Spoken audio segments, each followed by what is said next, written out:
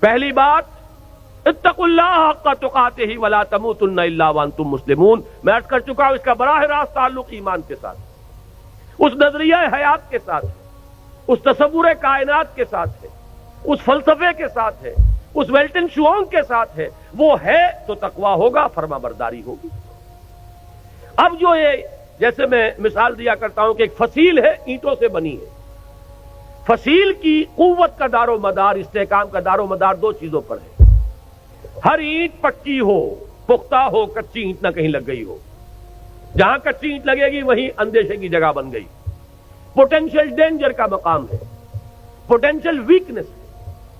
پھر یہ کہ ان کو جوڑنے والا مسالہ وہ مضبوط ہو، سیمنٹ سبسٹنس، چونا ہے، گارا ہے، سیمنٹ ہے، مضبوط ہو، مارٹر مضبوط ہو۔ تو ایک تو ہے ایک ایک فصیل، ایک ایک بردہ مومن، اتقوا اللہ حق تقاتہ ولا تموتن الا وانتم مسلمون۔ اب ان کو جوڑنا ہے، جوڑے گی کیا چیز؟ جو فکر میں ہم آہنگی پیدا کرے، وہ چیز واعتصموا بحبل اللہ جميعا ولا تفرقوا، اللہ کی رسی کو مضبوطی کے ساتھ مل جل کر تھام لو، اس سے چمٹ جاؤ، تفرقے میں نہ پڑو۔ یہ قرآن ہے جو جوڑے گا۔ بہت ہی عمدہ الفاظ میں علامہ اقبال نے کہا ہے، ماں ہما خاکو دلے آگاہ اوست، از یک آئینی مسلمان زندہ است۔ دونوں اشعار سن لیجئے۔ مسلمان کی زندگی جو ہے ایک آئین کے بدولت ہے۔ پیکر ملت ز قرآن زندہ است، ملت کا یہ جسد جو ہے اس میں حیات، روح جو ہے وہ قرآن سے۔ ماں ہما خاکو دل آگاہ اوست، اعتصامش کن کہ حبل اللہ اوست۔ ہم تو خاک کے مانندے جیسے جسد خاکی ہے، اس میں روح ہے جو حیات کا ذریعہ ہے، تو در حقیقت ماں ہما خاکو دل آگاہ اوست، اعتصامش کن، جسد ملی کے اندر وہی مقام جو ہے قرآن کا ہے، مضبوطی سے تھامو حبل اللہ۔ یہی ابھی گزشتہ بدھ کو جو میرا مضمون چھپا تھا، جو الہدا ہی کے سلسلے کی اقساط آ رہی ہیں جنگ میں، شاید نظر سے گزری ہو، وہ اسی موضوع پر تھی، واعتصموا بحبل اللہ جميعا ولا تفرقوا۔ اس کو مضبوطی سے تھامیں گے، اس سے جڑیں گے، اس سے فکری ہم آہنگی پیدا ہوگی، اس کے ساتھ اتحاد فکر و نظر وجود میں آئے گا۔ یہ ہے وہ مارٹر، یہ ہے جوڑنے والی شے، جیسا کہ فرمایا ہے حضور صلی اللہ علیہ وسلم نے، القرآن حبل اللہ الممدود من السماء الى الارض، آسمان سے زمین تک تنی ہوئی رسی ہے اللہ کی، مضبوطی سے تھامو اس۔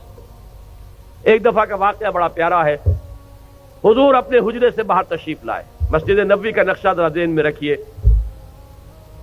حجرے سے باہر تشریف لائے تو دیکھا ایک کونے میں کچھ مسلمان، کچھ اہل ایمان بیٹھے ہوئے قرآن کا مذاکرہ کر رہے ہیں، سمجھا رہے ہیں، چہرے پر بشاشت کے آثار ظاہر ہوئے۔ یہ معجم کبیر طبرانی کی جو ہے اس کی روایت ہے۔ آپ تشریف لائے، ایک سوال کیا بڑا عجیب، بلکہ اس سوال کو تو یوں سمجھ کر سنیے کہ جیسے کہ حضور یہ سوال مجھ سے اور آپ سے بھی کر رہے ہیں۔ الستم تشہدون اللہ الہ الا اللہ وانی رسول اللہ وان ھذا القرآن جاء من عند اللہ، کیا تم اس بات کی گواہی نہیں دیتے کہ اللہ کے سوا کوئی معبود نہیں، میں اللہ کا رسول ہوں اور یہ قرآن اللہ کے پاس سے آیا ہے؟ صحابہ کا جواب کیا ہو سکتا تھا؟ بلا یا رسول اللہ، حضور کیوں نہیں، بالکل ہے، ایسا ہی ہے۔ اب آپ نے فرمایا فابشروا، بشارت حاصل کرو، خوشیاں مناؤ، فإن هذا القرآن طرفه بأيديكم وطرفه بيد الله، اس لیے کہ اس قرآن کا ایک سرا تمہارے ہاتھ میں ہے، ایک سرا اللہ کے ہاتھ میں۔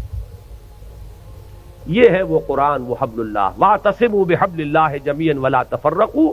اس کے بعد وہ تاریخ کا حوالہ دیا، واذکروا نعمت اللہ علیکم اذ کنتم اعداء فألف بین قلوبکم، یاد کرو احسان جو اللہ کا تم پر ہوا جبکہ تم دشمن تھے، ایک دوسرے کے خون کے پیاسے تھے۔ اوس اور خزرج کی دشمنی چلی آ رہی تھی 100 برس سے، قبیلے لڑ رہے تھے، پھر اللہ تعالیٰ نے تمہارے دلوں میں الفت پیدا کی، ایمان کی الفت، مقصد کی ہم آہنگی، نظریات کا اشتراک۔ وَكُنْتُمْ عَلَى شَفَا حُفْرَةٍ مِّنَ النَّارِ، جب بھی ان الفاظ سے گزرتا ہوں ایسے محسوس ہوتا ہے جیسے ایک حدیث میں الفاظ آئے فیہ ذکرکم، یہ جو قرآن ہے اس میں تمہارا ذکر ہے، اور بلکہ اس سے پہلے الفاظ ہیں فیہ خبر ما قبلکم ونبأ ما بعدکم وحکم ما بینکم. حضرت علی کی روایت ہے یہ. حضور نے فرمایا اس قرآن میں تم سے پہلوں کی خبریں بھی ہیں، تم سے بعد کے حالات کی اطلاعات بھی ہیں، اور جو بھی تمہارے مابین کبھی اختلاف ہوگا اس کا حل اور فیصلہ موجود ہے. تو ہمارا ذکر کہاں ہے؟ کنتم علی شفا حفرۃ من النار، تم تو آگ کے گڑھے کے کنارے تک جا پہنچے تھے. فانقذکم منہا، تو اللہ نے تمہیں اس سے بچایا اور نکالا. آج جو حالات پاکستان کے، جس کا تھوڑا سا نقشہ میں نے کھینچا تھا، زیادہ تفصیل میں جانے کا وقت نہیں ہے.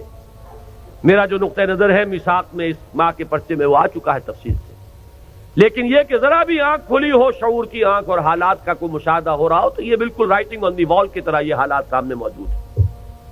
ہم آگ کے تباہی کے گڑھے کے کنارے تک پہنچ چکے. اللہ بچا سکتا ہے، اسے قدرت حاصل ہے، لیکن یہ بچاؤ ہوگا اسی طور سے جس طور سے کہ اس وقت اس نے بچایا تھا. محمد الرسول اللہ کے ذریعے سے بچایا تھا صلی اللہ علیہ وسلم.